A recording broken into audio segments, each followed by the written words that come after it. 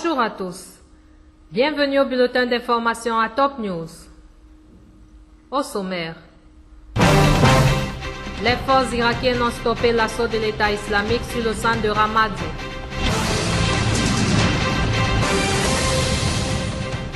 Hygiène alimentaire. Le gouvernement crée un comité de coordination technique. Afghanistan. Un Britannique tué dans l'attentat à Kaboul.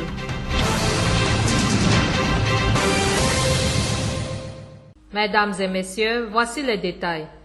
L'armée arabe syrienne a découvert un tunnel de 30 mètres et un repère terroriste de Daesh dans le quartier de Jibela. Elle a aussi ciblé leurs véhicules et des regroupements terroristes dans les quartiers de Wejat, Saker, Weka et Rushdiya à Deir ez-Zor. Dans la banlieue de Homs, des unités de l'armée ont détruit des entrepôts de munitions et des armes des terroristes du Front al-Nosra dans les fermes d'Ahmad Salim et Abdel Aziz Obed, près de la mosquée de Mustafa Arastan, en tuant plusieurs autres terroristes dans de nombreux villages de la banlieue.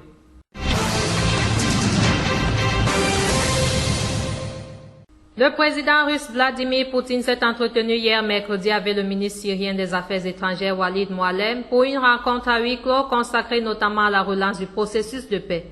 À l'issue de sa rencontre avec M. Walid Muallem, le président russe n'a fait aucune déclaration, laissant le soin à son chef de la diplomatie, Sergei Lavrov, de donner quelques éléments alors que Moscou cherche à relancer un processus de paix, au point mort depuis l'échec des négociations de paix de Genève II, en janvier et février, entre représentants du pouvoir et de l'opposition en exil, sous l'égide de l'ONU, des Occidentaux et de la Russie. Revenant sur les efforts de la diplomatie russe pour faire dialoguer l'opposition et le pouvoir, M. Lavrov a estimé que compte tenu des points de désaccord qui se sont accumulés depuis des années, des tentatives incessantes d'ingérence étrangère dans le conflit syrien, ce travail n'est pas simple et prendra du temps. Pour sa part, Walid Muallem a salué des entretiens très productifs avec le chef de l'État russe et le chef de la diplomatie Sergei Lavrov. Il a affirmé que Vladimir Poutine a confirmé la résolution de la Russie à développer ses relations avec la Syrie et à combattre le terrorisme, selon l'agence TASS. Liban. Une commission ministérielle réunie mercredi sous la présidence du premier ministre libanais Tamam Salam a créé un comité de coordination technique entre les ministères concernés par le dossier de la sécurité sanitaire des aliments, rapporte la LBC1.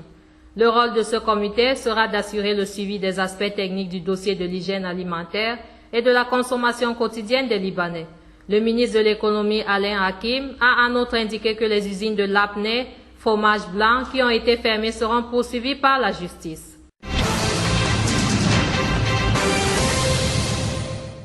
Le détenu islamiste syrien Imad Joma, lié au Front al-Nosra, a estimé que les négociations pour libérer les militaires enlevés par les djihadistes à Ersal sont une perte de temps, rapporte jeudi le quotidien As-Safi.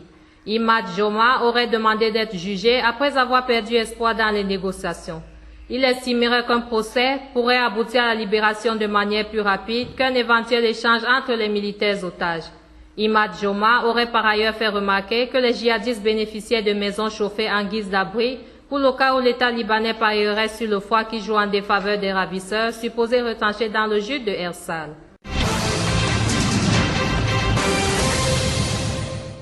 Les familles des militaires enlevés par les djihadistes depuis début août, ont refusé jeudi dans un communiqué qu'une partie autre que l'État se charge de la libération de leurs proches. Les parents des militaires ont réitéré leurs menaces d'escalade sérieuse. Par ailleurs, le ministre d'État chargé des Affaires du Parlement, Mohamed Fnesh, membre du directoire du Hezbollah, s'est pour sa part dit avec toute mesure politique ou non politique qui peut mener à la libération des militaires enlevés. Les circonstances de la libération de Imad Hayat sont différentes de celles du dossier des militaires, a-t-il poursuivi, soulignant que le prisonnier du Hezbollah qui a été libéré mardi soir a été emprisonné hors des terres libanaises et que les ravisseurs ne sont pas les mêmes. Les forces irakiennes et des tribus alliées ont stoppé une offensive du groupe État islamique sur le centre de Ramadi, chef-lieu de la province stratégique d'Al-Anbar, que les djihadistes contrôlent déjà en grande partie, a annoncé une source militaire jeudi. Les combats avaient débuté dans la journée de mercredi après le retrait de l'armée et de la police d'Al-Hos, un secteur allant du sud de Ramadi jusqu'au centre-ville. Ces affrontements ont fait 4 morts et 21 blessés dans les forces gouvernementales, selon l'officier et un médecin. Le nombre de victimes dans les rangs djihadistes n'est pas connu. Le colonel a précisé que des renforts avaient été déployés dans la ville.